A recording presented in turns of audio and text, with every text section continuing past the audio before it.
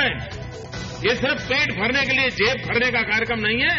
ये हमारे गरीब परिवारों में एक नया आत्मविश्वास भरना और देश में एक नई ऊर्जा लाने का प्रयास है।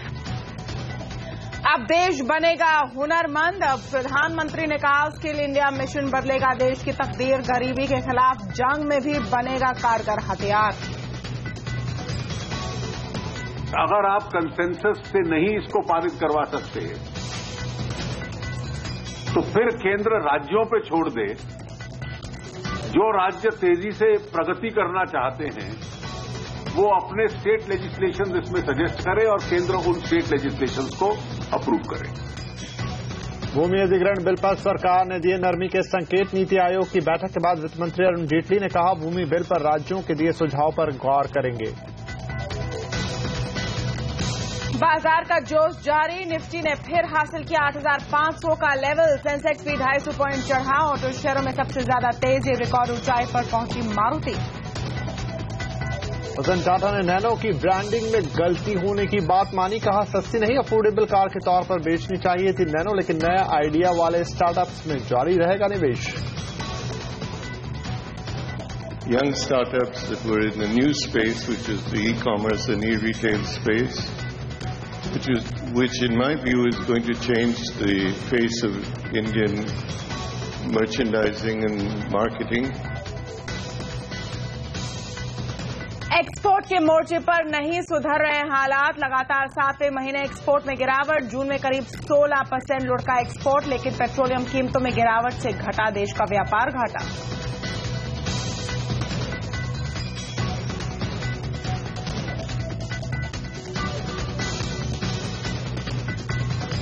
तो स्वागत है आपका हमारे खास कार्यक्रम में। मैं हूं तमन्ना इनामदार दत्ता। नमस्कार, आपके साथ मैं हूं विपिन भट्ट। तो कुछ और हेडलाइंस पे यहां डाल लेते नजर। दिल्ली में महंगा होगा पेट्रोल डीजल। दिल्ली सरकार ने पेट्रोल पर वैट में की 5% बढ़ोतरी। डीजल पर वैट 4% से ज्यादा बढ़ा। अमेरिका में इस साल ब्याज दरों में हो सकती है बढ़ोतरी। फेड चेयरमैन ने कहा सुधर रहे हैं इकोनॉमी के हालात। दिल्ली महिला आयोग की अध्यक्ष होंगी स्वाति मालीवाल। विरोधियों ने लगाया आम आदमी पार्टी पर परिवारवाद का आरोप। केजरीवाल ने ट्वीट पर उड़ाया मजाक। लिखा वो मेरे चाचा के साली के जीजा की भतीजी। भारतीय बाजार में फिर हुई इटालियन कार कंपनी माजराती की एंट्री। 1 से 2.25 करोड़ के प्राइस रेंज वाली क्वाटरपोर्ट, गिबली और जीटी जैसे कारें लॉन्च करेगी कंपनी। बंद होगा champions league T20 tournament. Governing council ने कहा टूर्नामेंट के अनिश्चित भविष्य की वजह से लिया गया फैसला।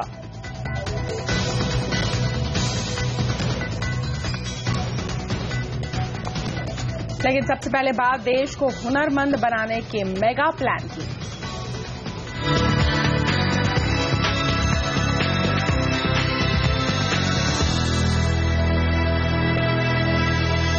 डिजिटल इंडिया के बाद प्रधानमंत्री नरेंद्र मोदी ने एक और फ्लैगशिप योजना स्किल इंडिया मिशन को लॉन्च किया है। इस मिशन का मकसद देश के करोड़ों लोगों को हुनरमंद बनाना है। स्किल इंडिया के लॉन्च पर प्रधानमंत्री मोदी ने कहा आने वाला वक्त भारत का है और भारत दुनिया को स्किल्ड लेबर सप्लाई करने वाला सबसे बड़ा देश होगा। उन्होंने इस मौके में यह भी कहा कि हमने गरीबी के खिलाफ जंग छेड़ते हैं। पिछली शताब्दी में दुनिया के अंदर हमने आईआईटी के माध्यम से विश्व में अपना नाम बनाया। दुनिया ने हमारे आईआईटी को एक अच्छी इंस्टीट्यूशन के रूप में स्वीकार किया। हमें गर्व है इस बात का। लेकिन इस शताब्दी में हमारी आवश्यकता है आईटीआई की। योजनापूर्वक गरीबी के खिलाफ एक जंग छेड़ा है और ये जंग जीतना है। और ये गरीबी खिलाफ का जंग जीतने के लिए गरीब की ही मुझे फौज बनानी है। हर गरीब मेरा फौजी है, हर गरीब नौजवान मेरा फौजी है। उन्हीं की ताकत से, उन्हीं के बलबूते पर ये गरीबी के खिलाफ जंग जीत रहा है। इस देश का कोई नौजवान हाथ फैला करके कुछ मांगने के लिए तैयार नहीं है। ये स्किल डेवलपमेंट, ये सिर्फ पेट भरने के लिए, जेब भरने का कार्यक्रम नहीं है। ये हमारे गरीब परिवारों में एक नया आत्मविश्वास भरना और देश में एक नई ऊर्जा लाने का प्रयास है। स्किल डेवलपमेंट मंत्री राजीव प्रताप रूडी ने कहा कि सरकार ने स्किल डेवलपमेंट के लिए डिफेंस के साथ साथ रेलवे और राज्यों से समझौता किया है। प्रशिक्षण देने के लिए हमारे पास स्किलर्स नहीं है। फौज के साथ ये बड़ा समझौता हमारे तीनों चीफ्स यहां बैठे हैं, सब लोगों ने मिलकर तय किया है कि फौजियों के अंतिम वर्ष के कार्यकाल में उनको प्रशिक्षण दे करके उनको या तो गांव में उद्यमी बने, प्रशिक्षण बने या स्किल्ड मैन पावर के रूप में उपयोग हो। वो सिर्फ फौजी बन के सिपाही नहीं बने, सिक्योरिटी का काम नहीं, कि एक बड़ा काम हुआ। और डिफेंस ऑफसेट के बारे में जो चर्चा की है उसके साधन को उपयोग करके इस समझौते के तहत हम डिफेंस सेक्टर में स्किलिंग का काम करेंगे। और महाराष्ट्र के मुख्यमंत्री का कहना है कि उनकी सरकार का लक्ष्य ज्यादा से ज्यादा लोगों को स्किल इंडिया के तहत प्रशिक्षित करना है। महाराष्ट्र की नई स्किल पॉलिसी हमने तैयार की है, मैं उसकी घोषणा जल्दी कर रहा हूं। हमारा प्रयास ये होगा कि स्किल इंडिया के तहत ज्यादा से ज्यादा लोगों को हम प्रशिक्षण दे पाएं। पॉलिसी में क्या किसी फाइनेंशियल इंसेंटिव पर विचार करेंगे? देखिए, पूरी बृहद हमारी पॉलिसी है, हम जल्दी उसका अनाउंस करेंगे। बढ़ेगी, इसके लिए क्या सरकार को, प्राइवेट कंपनियों को, प्राइवेट कॉर्पोरेट को कुछ इंसेंटिवाइज करने की जरूरत आपको महसूस होती है? इंसेंटिवाइज तो करना चाहिए, बट उसके साथ साथ उनको रेगुलेट भी करना चाहिए, क्योंकि हमारी एक बड़ी बुरी आदत है हमारी देश की कि हर चीज को हाईजैक करने की कोशिश करते हैं। और मेरी ये अपील है कि ये धर्म का काम है, क्योंकि ये काम उन लोगों के लिए है जो पिछड़े हुए हैं, जिनको कोई आशा ही नहीं दिखती अपनी लाइफ की, उन लोगों के लिए ये स्कीम है।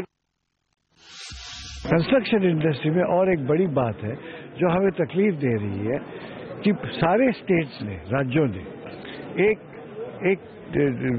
टैक्स लगा के एक लेबर वेलफेयर के लिए पैसा इकट्ठा किया है कंस्ट्रक्शन वर्कर्स। उसमें से कोई भी स्टेट अभी तक मध्य प्रदेश के अलावा कंस्ट्रक्शन स्किल्स डेवलपमेंट में खर्च नहीं कर रहा है। तो इतना सारा पैसा कलेक्ट करने के बावजूद अगर फिर इंडस्ट्री के पास जाओ आप ही खर्च करो, फिर वो लेबर के पास जाओ आप ही खर्च करो, ये ठीक नहीं है। इन्होंने ये जो सब पैसा इकट्ठा किया है, ये इसको कंस्ट्रक्शन स्किल्स के लिए उसका उपयोग करना चाहिए।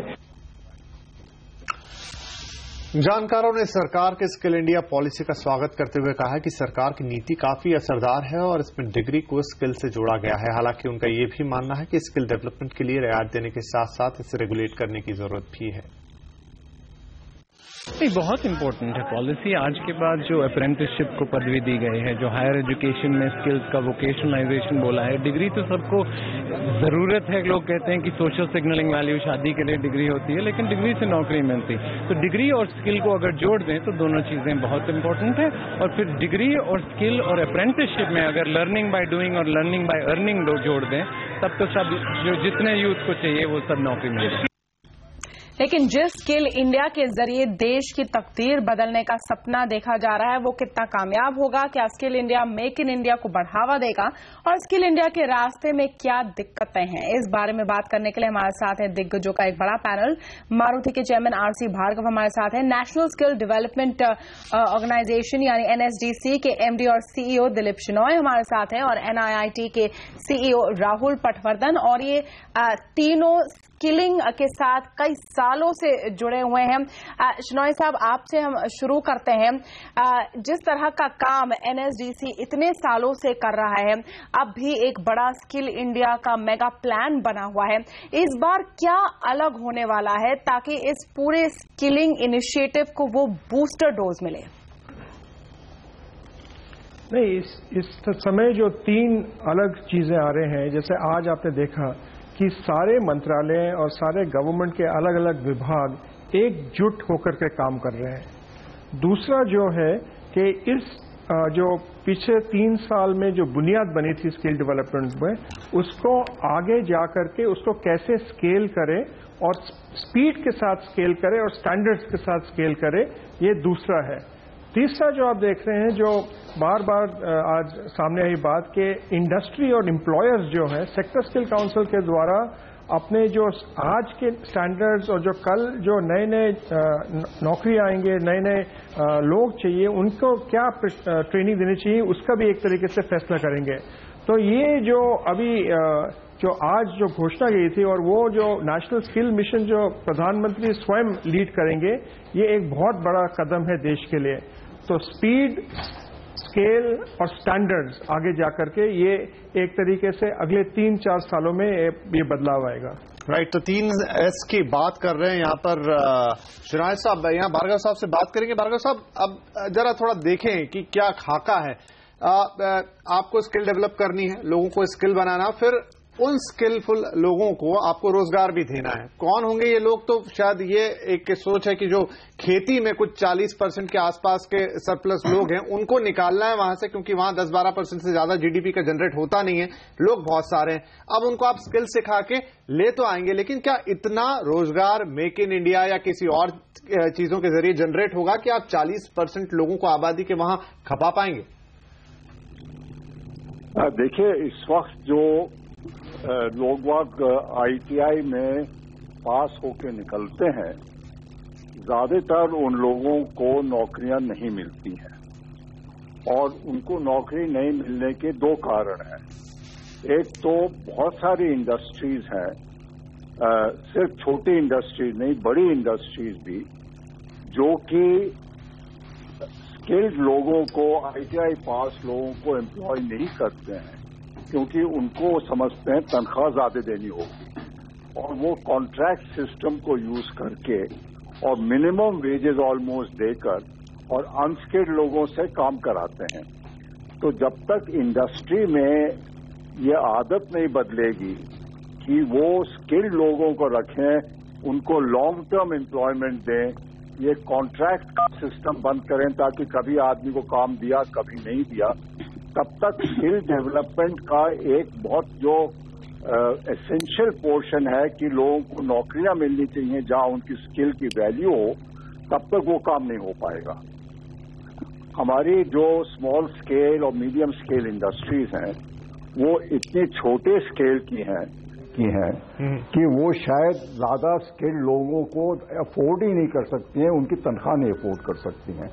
तो मॉडर्न मैन्युफैक्चरिंग में उसके तरफ भी ध्यान देना पड़ेगा कि उनका स्केल कैसे साइज का हो जाए कि आप उनको अच्छी तरह जो उनकी स्किल की वैल्यू है उसको देखते हुए उनको तनख्वाहें दे पाएं। जी, बहुत ही इम्पोर्टेंट पॉइंट भार्गव साहब का। और राहुल पटवर्धन जी, यहाँ पर इस गैप को कैसे क्लोज किया जाए, क्योंकि हमेशा बात होती है और एनएसडीसी ने भी इसकी स्टडी करवाई थी 2014 में कि कितनी मांग है स्किल लेबर की। दूसरी तरफ इतने सारे लोग हैं जो स्किल होकर निकल रहे हैं। क्या ये सिर्फ एक स्केल का सवाल है, या फिर कई भारतीय कंपनियों में ये प्रवृत्ति है भी कि स्किल कम ही हो लेकिन कम पैसे में हमें काम कराना है? Good evening. This is a important question. ये बात है कि डिमांड काफी होते हैं। The whole industry is growing very rapidly and it's also now having to compete on an international scale. Therefore, the standards that will be expected of the industry will be much higher level of skills progressively. This will force the industries to start looking much more seriously at the need for properly certified skills, and we are seeing that trend already. The challenge is huge because as you know, the percentage of people who have properly certified skills in India are amongst the lowest in the world. So the gap that needs to be bridged is very large, and therefore we need to look at innovation as a mechanism to drive the speed and scale that Dilip talked about, and the use of technology becomes extremely important to drive scale. But in addition, we are also trying to drive the quality standards much higher than what they are today. And for that, we need innovation in the instructional design and the way courses are designed and the way outcomes are ensured in terms of actual learning and certified skills being made available. And finally, there is a model of how we can bring together industry, government, the training service providers, and the people who are going to undergo skilling in a more productive fashion, and more models need to be built to make that more and more effective. Right. Shehnaz Sahab, यहाँ आज प्रधानमंत्री जब ये बात कर रहे थे तो उन्होंने एक और बात ये कही कि आने वाले वक्त में भारत जो शहनाज जी आने वाले वक्त में भारत जो होगा वो पूरी दुनिया के लिए स्किल्ड लेबर का एक तरह से सप्लायर बन जाएगा। इतनी बड़ी पॉपुलेशन है, दुनिया में स्किल्ड लेबर की बड़ी कमी है, तो इस विजन में आप क्या देख रहे हैं? जैसा हमने बात की कि देश के अंदर अभी उतना पोटेंशियल शायद नहीं है, तो क्या ये भी कहीं दिमाग में है कि हम ये स्किल्ड लेबर बाहर पहुंचेगा और काम करेगा? क्या विजन है उसके पीछे?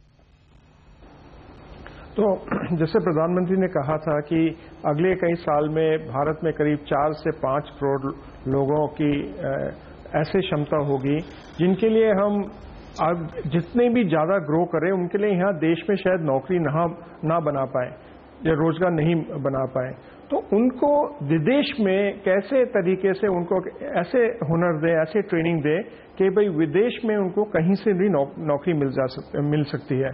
तो पिछले 3-4 जगह जब सितंबर में ऑस्ट्रेलिया के प्रधानमंत्री दिल्ली आए थे, तो उस समय ऑस्ट्रेलिया और भारत के एनएसडीसी और ऑस्ट्रेलियन गवर्नमेंट के साथ एक मेमोरेंडम ऑफ अंडरस्टैंडिंग हुई थी, जिसमें हमने कहा था कि भाई हम स्टैंडर्ड्स ऑस्ट्रेलिया और इंडिया के स्टैंडर्ड्स बराबर करेंगे।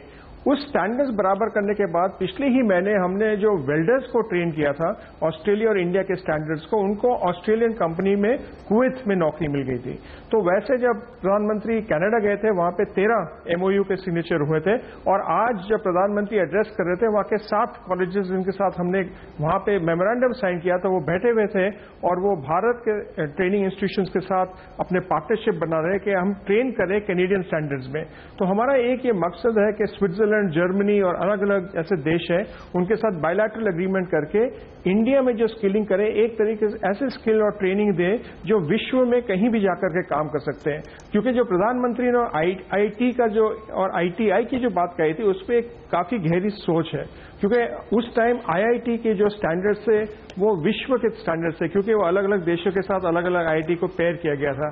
ऐसे अगर हम आईटीआई में और स्किल में करें तो जो सरप्लस जो अभी दिखाई दे रहा है वो बाहर जाके काम कर सकता है, और उन्होंने कहा कि India can become the skill capital of the world. तो ये एक संभव बात है। एनएसडीसी उसमें उसकी ओर प्रयास कर रहा है सेक्टर स्किल काउंसिल्स में, और आप हर साल ज्यादा ऐसे कहानी सुनेंगे, और एक दफे भारत के जो वर्कर्स हैं पूरे दुनिया में अपना नाम कमाएंगे। लेकिन फिर सवाल है कि फॉर एग्जांपल आपने वेल्डर्स की बात की जो कुवैत में काम कर रहे हैं, क्या उन सैलरी स्केल्स पर इन वेल्डर्स को भारत में काम मिलेगा? यहाँ की जो स्किल गैप है वो कैसे पूरी होगी? इन सब सवालों के साथ हम लौटेंगे एक छोटे से ब्रेक के बाद। जाएगा नहीं।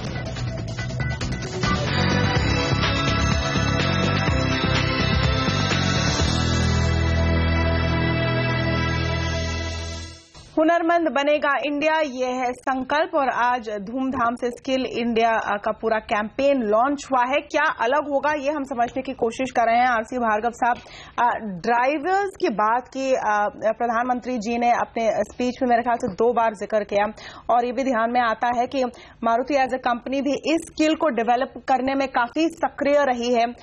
किस तरह से प्राइवेट सेक्टर का, निजी क्षेत्र का पार्टिसिपेशन हो सकता है स्किल इंडिया में?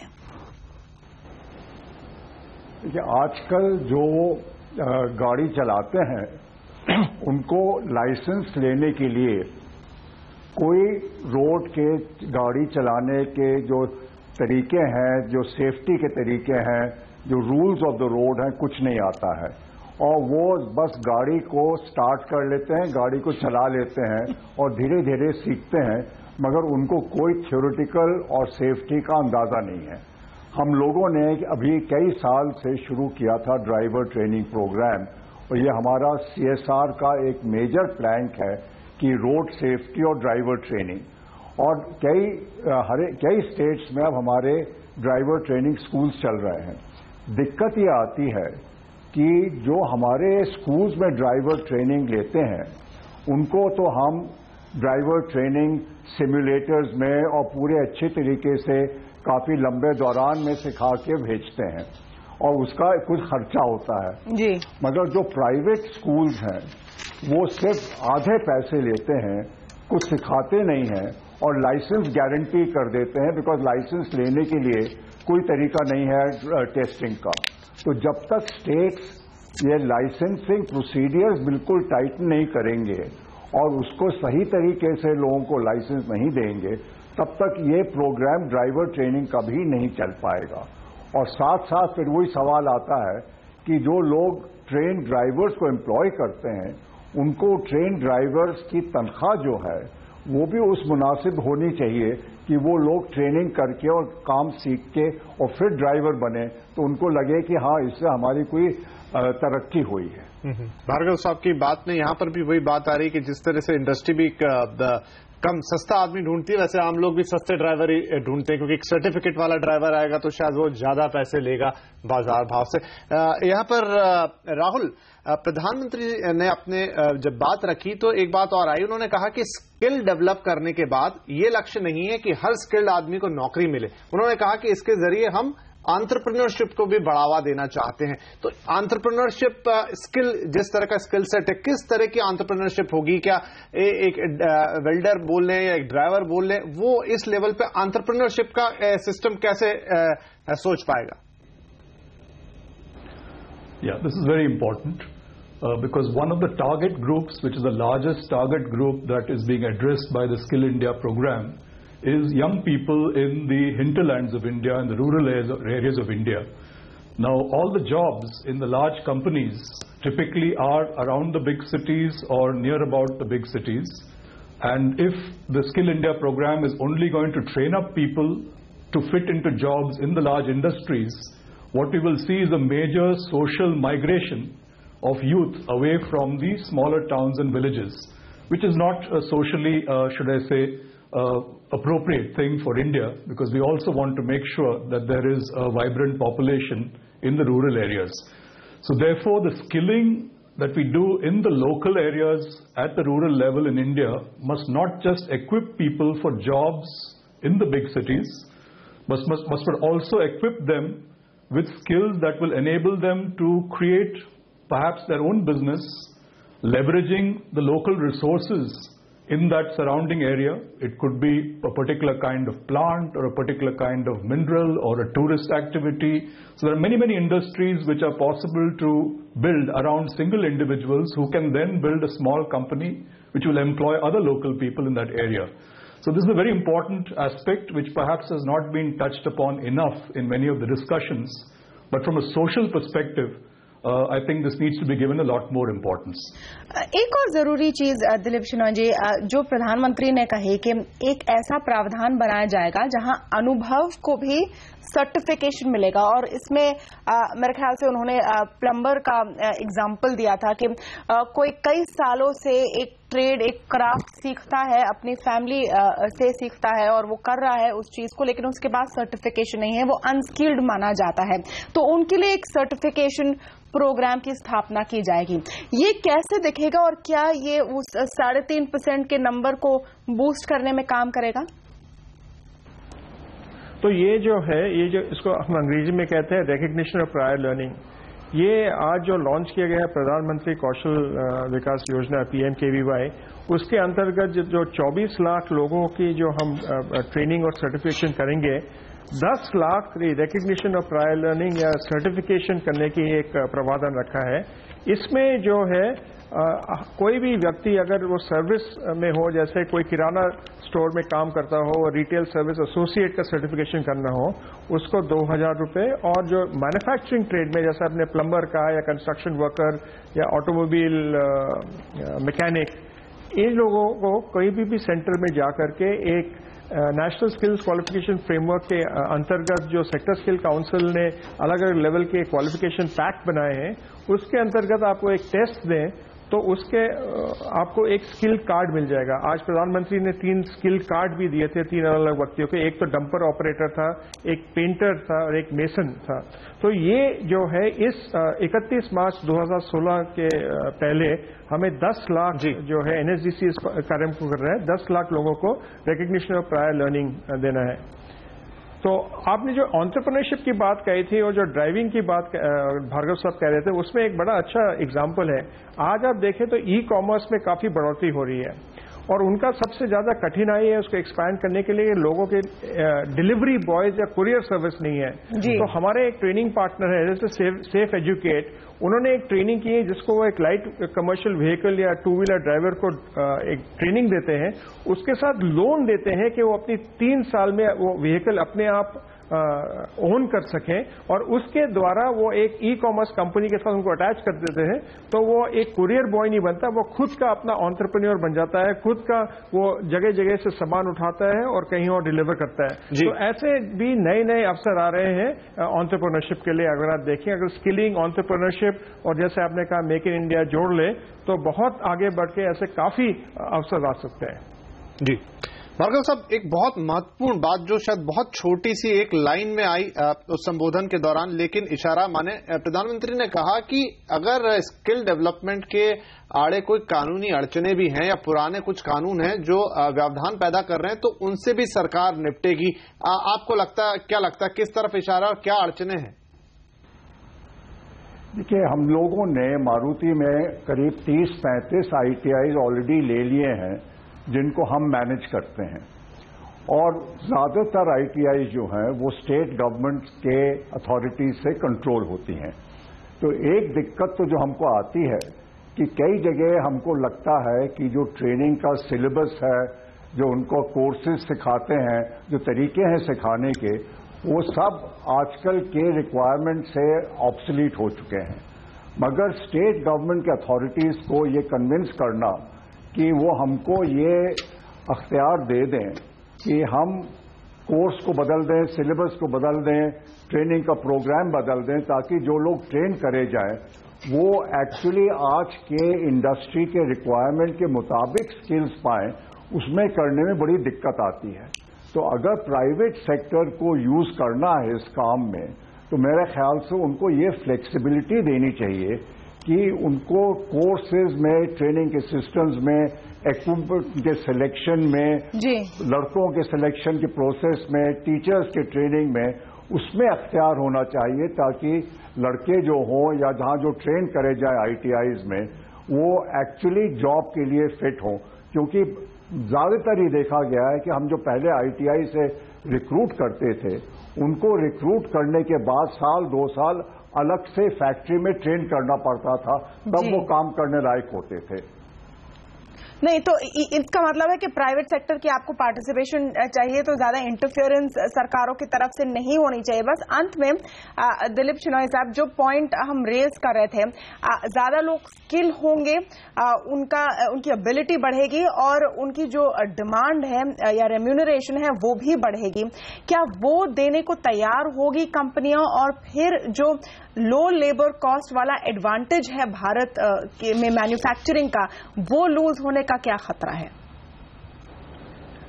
ये जो हम कहते हैं लो वेज कॉस्ट इंडिया में, एक तरीके से वो इंटरप्रिटेशन थोड़ा सा गलत है, क्योंकि अगर आप देखें जो प्रोडक्टिविटी लेवल्स है इंडियन इंडस्ट्री में, अब जैसे मारुति कंपनी, उसकी भी नहीं बात कर रहा हूं, बट अलग अलग ऐसे कंपनियां हैं जिनकी प्रोडक्टिविटी लेवल्स काफी लो हैं।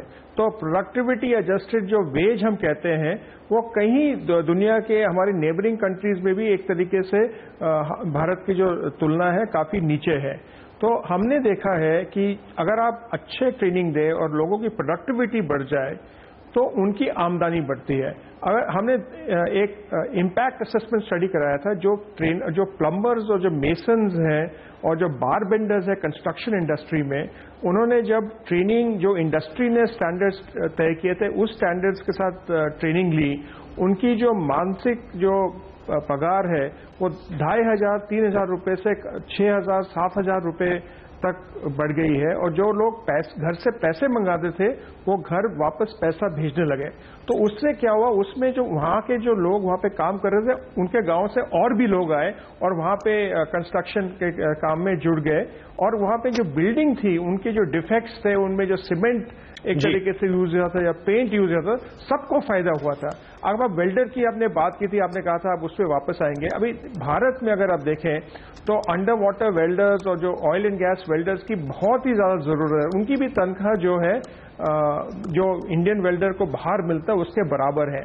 अब डंपर ऑपरेटर की बात करें तो राजस्थान में हिंदुस्तान जिंक कंपनी में पेरू से लोग आते हैं भारत में काम करने के लिए डंपर ऑपरेटर, क्योंकि जैसे भार्गव साहब ने कहा कि कोई रेगुलेशंस ऐसे हैं कि इंडियंस वहां पे काम नहीं करते हैं। तो मेरे ख्याल जैसे ही इंडस्ट्री सीखेगी कि प्रोडक्टिव वर्कर के साथ आप प्रोडक्टिविटी पे बढ़ सकते हैं, उनके वेजेस वैसे ही बढ़ेंगे और एक तरीके से ये जो पूरा जो हम ये विशियस सर्कल में पड़े एक वर्चुअस सर्कल बन जाएगा। बिल्कुल एक बड़ा चैलेंज होगा। बहुत बहुत शुक्रिया आप सबका हमारे साथ इस खास चर्चा में शामिल होने के लिए। और यहाँ पर एक छोटा सा ब्रेक लेंगे। ब्रेक के बाद खबरों का सिलसिला जारी है।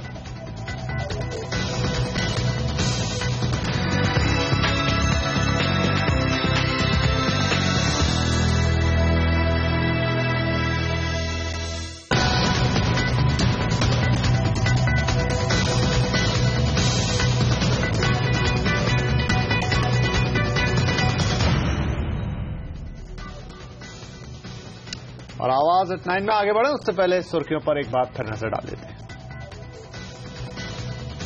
ये स्किल डेवलपमेंट ये सिर्फ पेट भरने के लिए, जेब भरने का कार्यक्रम नहीं है।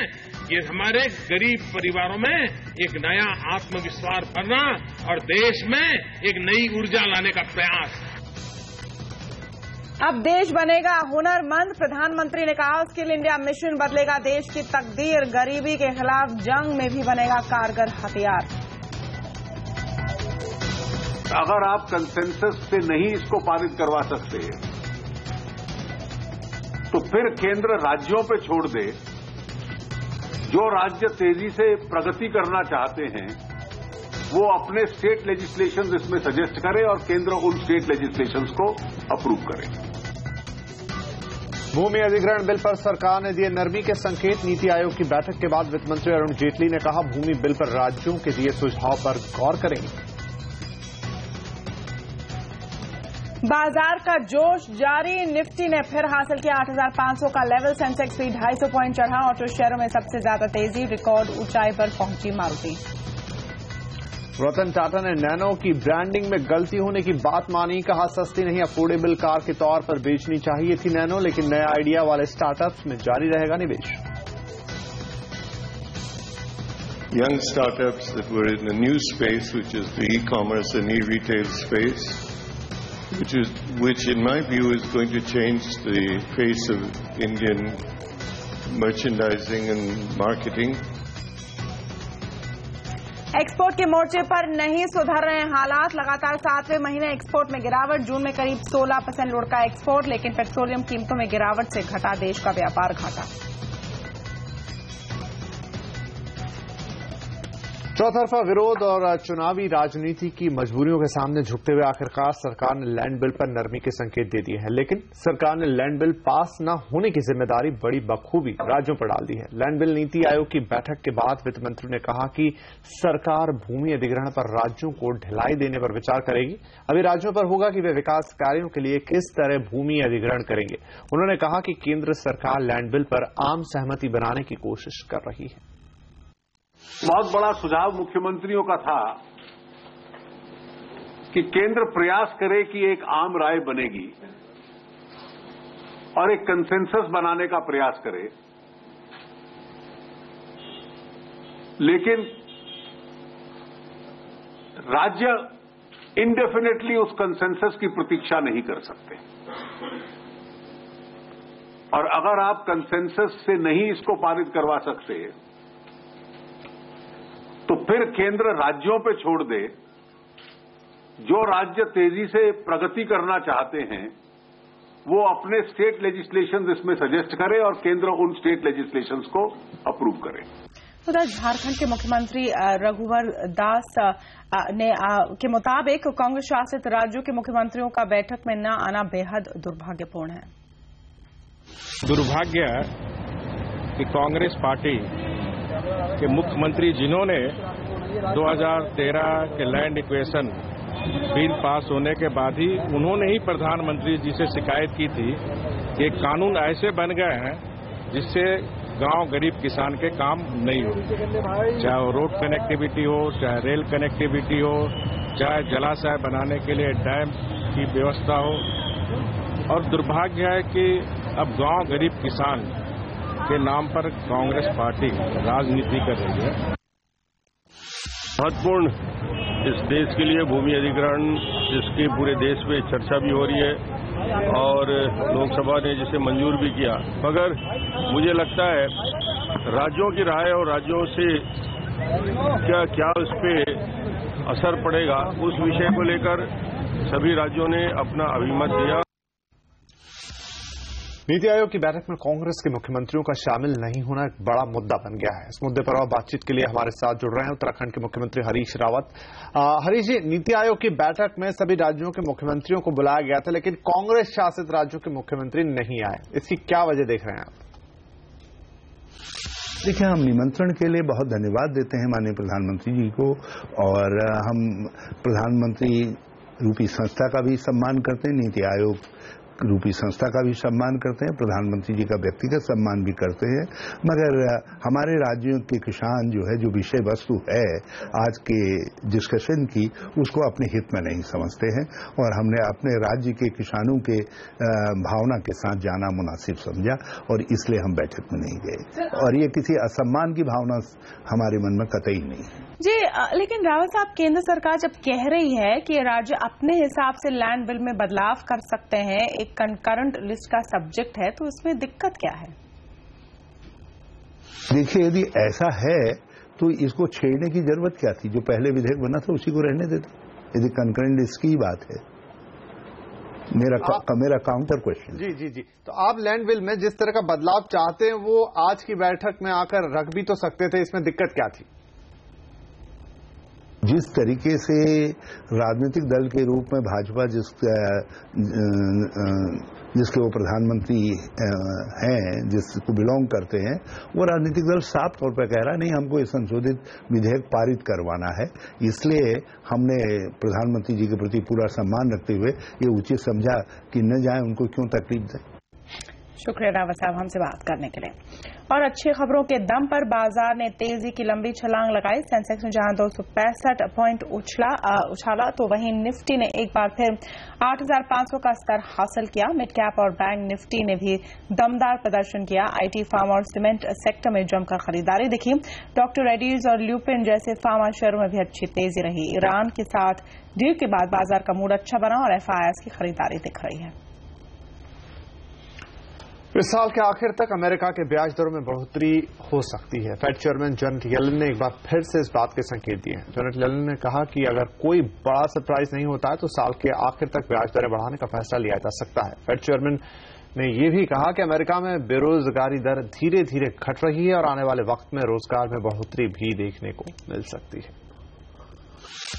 In its most recent statement, the FOMC again noted that it judged it would be appropriate to raise the target range for the federal funds rate when it is seen further improvement in the labor market and is reasonably confident that inflation will move back to its 2% objective over the medium term.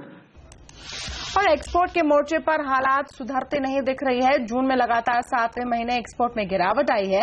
इस दौरान export करीब 16% घटकर 2,228 crore dollar रह गया है। हालांकि इस दौरान इंपोर्ट भी 13% घटकर 3,311 करोड़ डॉलर रहा। अच्छी बात यह रही कि पेट्रोलियम उत्पादों की कीमतों में गिरावट की वजह से व्यापार घाटे में कमी आई है। Petroleum products, engineering products, leather product के एक्सपोर्ट में गिरावट दर्ज की गई है। रतन टाटा ने माना है कि नैनो की ब्रांडिंग को लेकर कंपनी ने कई गलतियां की। उन्होंने कहा कि अगर नैनो को चीपेस्ट कार के बजाय मोस्ट अफोर्डेबल कार कहते तो शायद ज्यादा बेहतर होता। The greatest mistake we made, in my view, which was our mistake, was the salespeople in Tata Motors took what might be the softest option of getting the car branded as the cheapest car, rather than the most affordable car for the people. And that caused the car to have a negative impact on the market. And people didn't want to be seen in the cheapest car. और Tata Motors अपने commercial vehicles को बेहतर service देने के लिए कई और पुख्ता कदम उठाने जा रही है। आने वाले 2 सालों में टाटा मोटर्स सर्विस नेटवर्क का दायरा करीब 3000 तक बढ़ाने वाली है। We have 250 dealers with 3,000 touch points, customer touch points. ये डीलरशिप जो है, पहले ये भी एक नई बात है, पहले डीलरशिप अपॉइंट होता था एक लोकेशन पे और अगले 3-4 साल में 2-4 लोकेशन में बढ़ता था। This dealership is opening with 6 locations simultaneously around the Loni, Pune and neighboring areas. So we expect to go from 3,000 to 3,800 in about 2 to 3 years' time. We add roughly 10 to 15 new entities every year. और break के बाद रतन टाटा को e-commerce में कितनी है उम्मीदें? और दिल्ली में क्यों हुआ पेट्रोल डीजल महंगा, देखिए इस ब्रेक के बाद।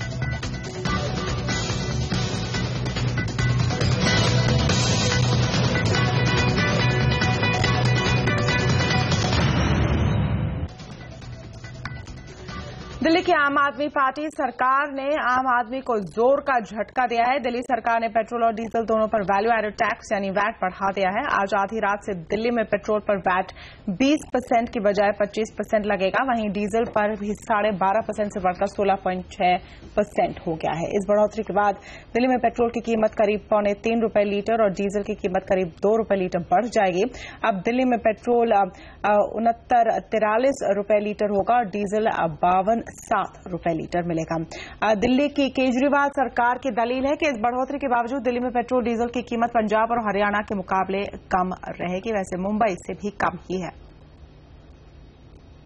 कल होने वाली कैबिनेट की बैठक में विदेशी निवेश के अलग अलग तरीकों की एकमुश्त सीमा यानी कंपोजिट कैप तय की जा सकती है। पूरी खबर के लिए बात करेंगे अपने ब्यूरो चीफ लक्ष्मण रॉय से।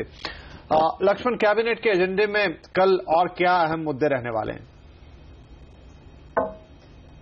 देखिए, कैबिनेट की बैठक सुबह 10:30 बजे के आसपास होगी और इसमें 3 महत्वपूर्ण एजेंडा है जो खास तौर से हमारे दर्शकों के लिए जानना बेहद जरूरी है। पहला एजेंडा जिसका लंबे समय से इंतजार है निवेशकों को, वो है कंपोजिट कैप का, यानी विदेशी निवेश के जो अलग अलग तरीके हैं उन तमाम तरीके को मिलाकर के एक तरीका कर दिया जाएगा और उनकी जो अलग अलग सीमाएं हैं उन तमाम सीमाओं को मिलाकर के एक मुश्त सीमा कर दी जाएगी और ये सीमा जो होगी वो किसी भी तरह से विदेशी निवेश करें उस सीमा के अंदर आपको रखना होगा। अभी जो होता है, अभी एफडीआई की अलग सीमा है, फॉरेन इंस्टीट्यूशनल इन्वेस्टर्स की अलग सीमा है, एफपीआई की अलग सीमा है, क्यूएफआई की अलग सीमा है। तो ऐसे तमाम अलग अलग सीमा होने से क्या होता है, ये कंफ्यूजन बहुत ज्यादा पैदा होता है और विदेशी निवेशकों को कई बार अपने प्रस्ताव को वापस लेना पड़ जाता है। तो इन तमाम दुविधाओं को खत्म करने के लिए ईज ऑफ डूइंग बिजनेस के तहत ये कदम उठाया जा रहा है ताकि विदेशी निवेश ज्यादा से ज्यादा आ सके। तो एक महत्वपूर्ण फैसला एग्रीकल्चर, मीडिया जैसे सेक्टर में ये कंपोजिट कैप का प्रावधान लागू किया जा सकता है। दूसरा जो महत्वपूर्ण प्रस्ताव है वो ये है कि भारत में आर्बिट्रेशन जो है काफी महंगा होता है, काफी लेट लतीफी उसमें लगती है, फीस कई बार ज्यादा होता है, इस वजह से आर्बिट्रेशन का कारोबार यहाँ काफी नहीं पनप पाता है। साथ ही साथ आर्बिट्रेशन में लंबा वक्त लगने से निवेशक को एक गलत संदेश जाता है। तो आर्बिट्रेशन एक्ट 1996 जो है सरकार उसमें फेरबदल करने जा रही है। फेरबदल करने के साथ ही इसमें यह सुनिश्चित करेगी कि आर्बिट्रेशन में कोर्ट की दखल कम से कम हो, आर्बिट्रेशन एक तय समय सीमा में पूरी की जाए, आर्बिट्रेशन की फीस जो है वो पहली सिटिंग से निर्धारित कर दी जाए। तो तमाम सुविधाओं के साथ इस बिल में अमेंडमेंट किया जाएगा और इसके बाद संसद के इस सत्र में कोशिश करेगी सरकार इस बिल को पारित करने की। तो ये 2 महत्वपूर्ण प्रस्ताव है। तीसरा है कि रेलवे स्टेशन जो है उनके आधुनिकीकरण का जो सरकार की कोशिश है उस कोशिश के तहत एक प्रस्ताव लाया गया है कि इसकी प्रक्रिया को कैसे और आसान किया जाए, निजी क्षेत्र की भागीदारी कैसे बढ़ाई जाए। तो ये 3 महत्वपूर्ण एजेंडा है जिस पर कल अंतिम हरी झंडी कैबिनेट की तरफ से मिलने की पूरी संभावना है। जी शुक्रिया सारे डिटेल्स के लिए। और ब्रेक के बाद रतन टाटा को ई कॉमर्स में कितनी उम्मीदें बताएंगे। और फेस्टिव सीजन से पहले एसयूवी मार्केट में जंग का ऐलान, कैसी चल रही है जंग, देखिए ब्रेक के बाद।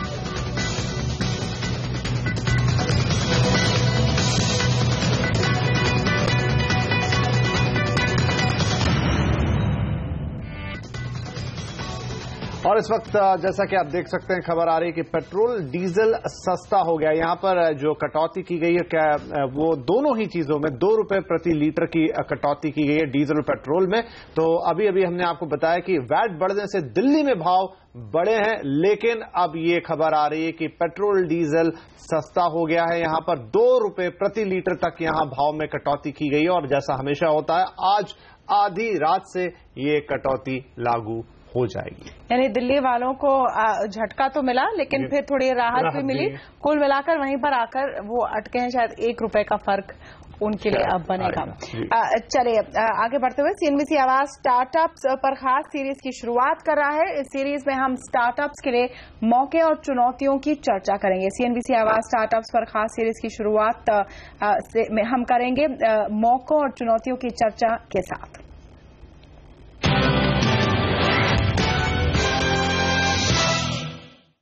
रतन टाटा को देश में ई कॉमर्स में काफी अच्छे मौके दिख रहे हैं। एक बी स्कूल के दीक्षांत समारोह में उन्होंने कहा कि नए आइडियाज वाले स्टार्टअप में मर्चेंडाइजिंग और मार्केटिंग की तस्वीर बदलने का दमखम है। If I look at the landscape, I see the future in the young managers, young startups. It's what I saw in the United States in the 70s and 80s. And I saw this as an opportunity to encourage and to support young startups that were in the new space, which is the e-commerce and e-retail space, which in my view is going to change the face of Indian merchandising and marketing.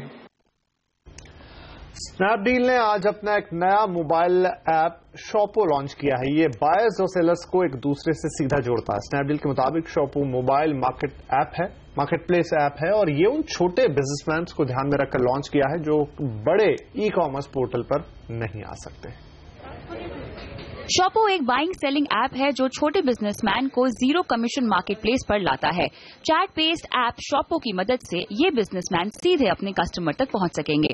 Snapdeal के मुताबिक ये app sellers के लिए registration process को आसान बनाएगा और यहाँ रजिस्टर होने के लिए उन्हें कोई खर्च नहीं करना होगा। जहाँ पे कोई भी अब सेलर बन सकता है, सिर्फ हमारी ऐप डाउनलोड करें, फोटो ले प्रोडक्ट का और बेचना शुरू कर दें।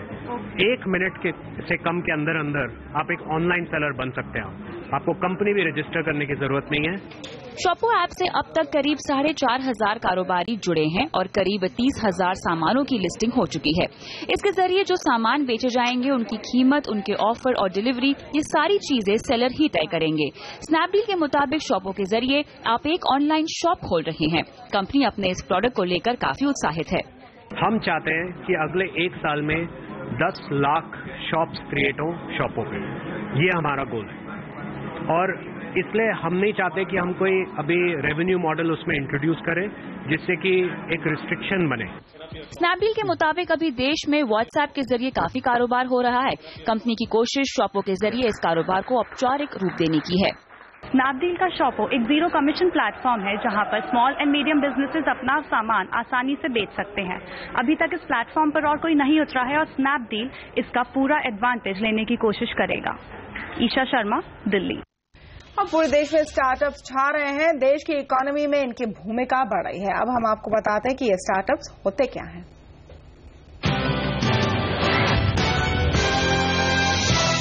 स्टार्टअप यानी वो कंपनी जो अभी अभी स्टार्ट हुई है।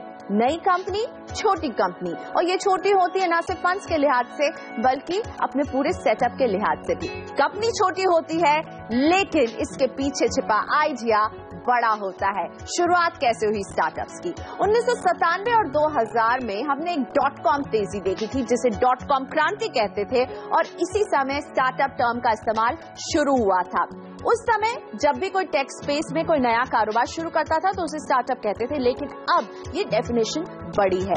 आज हर उस नए बिजनेस को जिसके जरिए किसी प्रॉब्लम का समाधान मिल रहा है, चाहे वो एक प्रोडक्ट हो या सर्विस जो बाजार में शायद पहले से ना भी हो, उसे कहते हैं स्टार्टअप। इनोवेशन यानी कि एक नया आइडिया, ये इसके मूल में रहता है और इसकी खास बात होती है कि इस कारोबार को बढ़ाया जा सकता है, फैलाया जा सकता है, इसका विश्वास उसमें दिखना चाहिए और वो बात इसे बनाती है स्टार्टअप। स्टार्टअप यानी हाई ग्रोथ कंपनियां होती हैं, लेकिन हाई ग्रोथ के साथ साथ इसमें हाई रिस्क भी होता है। इनके बिजनेस मॉडल को जब हम हाई ग्रोथ कहते हैं तो ये हाई ग्रोथ को टारगेट तो जरूर करती हैं, लेकिन जिस तेजी से स्टार्टअप में ग्रोथ आ सकती है उतनी तेजी से उनके फेल होने का भी खतरा होता है। इसलिए 2001 में जब हमने .com बबल बर्स्ट देखा तो कई स्टार्टअप्स ने दम तोड़ दिया था, लेकिन अब पिछले कुछ सालों में हमने देश में स्टार्टअप की इकोनॉमी को तेजी पकड़ते हुए देखा है। स्टार्टअप के इसी कल्चर और इस गजब की ग्रोथ पर हमारे देश के दो अहम मिशन डिजिटल इंडिया और मेक इन इंडिया टिके हैं। आप बने रहिए हमारे साथ, हम रोज लेकर आएंगे आपके लिए बेसिक स्टार्टअप ज्ञान, ताकि आप भी चाहें तो अपने सपनों को पंख दे सकें।